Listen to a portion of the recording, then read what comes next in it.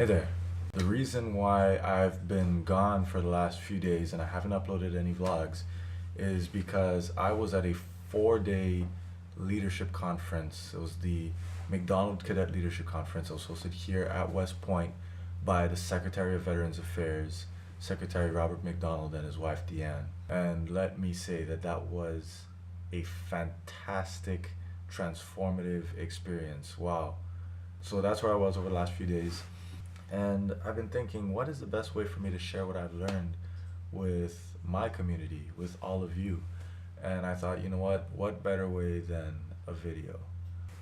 So I hope that you enjoy it.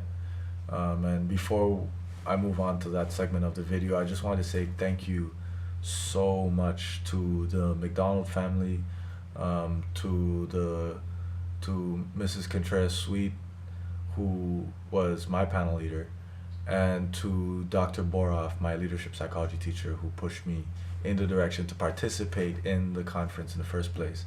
And of course, to the rest of the panel leaders that shared your pearls of wisdom. I just want to say thank you very much for that experience because I've grown a lot from it. All right, I'm with my boy Alexi Drash.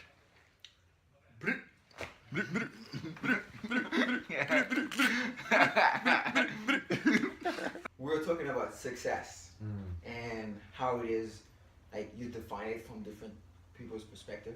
Like, what I think is success is not what would be success for everyone. But every time Everyone has their own definition. yes, and every time I start having this conversation with someone, like, your name always comes up. Because I was like, I give her the exact, like, because we were talking, and then she said, I don't really like bees. I was like, yeah, I don't really like bees either, because they're just, like, yeah, you're not really A yet.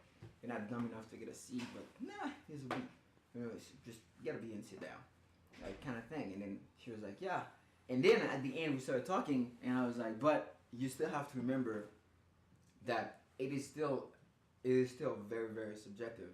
Because the perfect example is, like, let's just take Pascal for example, right? Would you agree that pretty much by any stretch of the imagination, he's a pretty successful guy? Right? She was like, yes.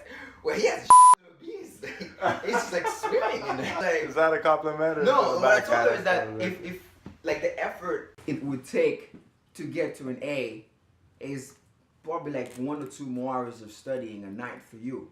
However, that 1 or 2 more hours, you think it's better spent, like, I don't know, like reading about, I don't know, something about meditation of the mind, or spending some time with the International Cadet Club, which you value a whole lot more. So that is by definition how you frame success, right? That's like from your perspective, from your, this is how you frame success. She says, I think success is when everybody's averaging like a 3.6 or 3.5. I was like, well, by definition, he doesn't fall within that category, but he is still a very successful person. So that's why you have to be really careful by how you define success. Yeah. So yeah, that's where the discussion went. Then I give her the analogy we came up with about how, like, if success is perfection, then you can imagine that it's at your horizon. No matter how fast you move, it's always going to move further from you. Yeah, so the only thing that matters is that you keep moving, and you know that you'll never reach it, but you can always go further. Going. Yes, you can always go further. And I was like, she was like, where'd you get this from?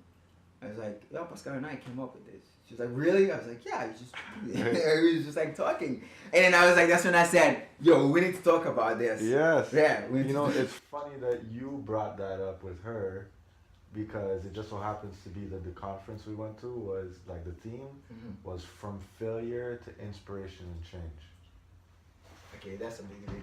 When you try something and you fail, and you realize that I absolutely suck at this. Let's just say I've always wanted to be an Olympic swimmer. Yeah. That's not gonna happen. Right? I can be an Olympic anchor. I can sink really fast, bro. So when that fails and you go back, right? That brings you back, right? That's what failure does, right? Failure brings you back and makes you reevaluate stuff. That's one of the conversations that we had in this conference as well, is the idea of failing forward. Have you ever heard that term before? No. Yeah, is that when you failure is inevitable. Yes, it is. But as long as you fail forward, as long as you take the necessary steps to learn what it is that happened that caused you to fail, and how you move forward from it, how you correct it, and how you make sure it never happens again, then hell yeah, encourage that type of failure. Because you and your entire organization just got better because of it. A whole lot better. A whole lot better. We gotta do this again. Yeah, definitely. We gotta do this again. It's all up, baby. All up.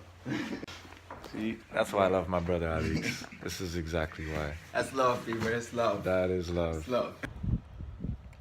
That conversation with Alex fired me up so much. I always get so excited whenever I talk about leadership because it's something that I'm very passionate about. And honestly, it's the reason why I'm here is because I wanted to learn more, and I want to help other people learn more too about how to be better leaders, how to help others become leaders themselves. So something that Alex and Tom and I had discussed after we stopped filming, we turned off the cameras, is what's the connection between success and leadership? And what we came up with is that success is just accomplishing your goals, realizing what you envision, and being a leader. All right, so there's a difference between being a mediocre leader, a good leader, and a phenomenal leader.